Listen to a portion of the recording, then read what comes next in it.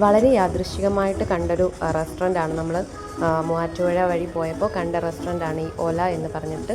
മൂവാറ്റുപുഴയാണ് location. നമ്മൾ അതിൻ്റെ ഒരു വൈബും ആ ഒരു സെറ്റപ്പും ഒക്കെ കണ്ടാണ് കേട്ടോ കയറിയത്. പുറത്തായാലും അത്യാവശ്യം പാർക്കിംഗ് സ്പേസും അവരവിടെ പ്രൊവൈഡ് ചെയ്യുന്നുണ്ട്. കാറായാലും ബൈക്കായാലും എല്ലാം നമുക്ക് അത്യാവശ്യം ഒരു പാർക്കിംഗ് സ്പേസും കൂടെ ഉള്ളൊരു റെസ്റ്റോറൻ്റാണ്. പിന്നെ അകത്തെ ഒരു സ്പെഷ്യാലിറ്റി എന്ന് പറയുന്നത് അവർ ഫുള്ള് ഇൻറ്റീരിയർ ചെയ്തേക്കുന്നത് മുളയും ഓല മേഞ്ഞതും വെച്ചിട്ടാണ്. അതേപോലെ തന്നെ പുറത്തും അവരൊരു ചായപ്പീടിക സെറ്റപ്പ് ചെയ്തിട്ടുണ്ട്.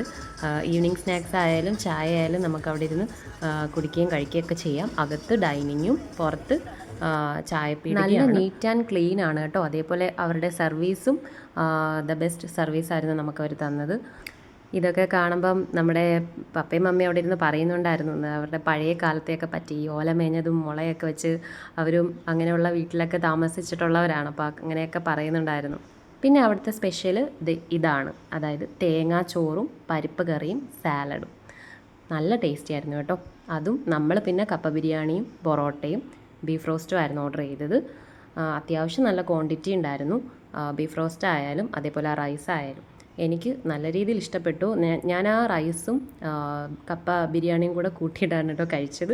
നല്ല ടേസ്റ്റി ആയിരുന്നു. പിന്നെ നമ്മുടെ സുലൈമാനി ചായയൊക്കെ ആയിരുന്നു നമ്മൾ ഓർഡർ ചെയ്തത്. അതേപോലെ തന്നെ അവിടുത്തെ റേറ്റ് എന്ന് പറയുമ്പോൾ വളരെ അഫോർഡബിളാണ്.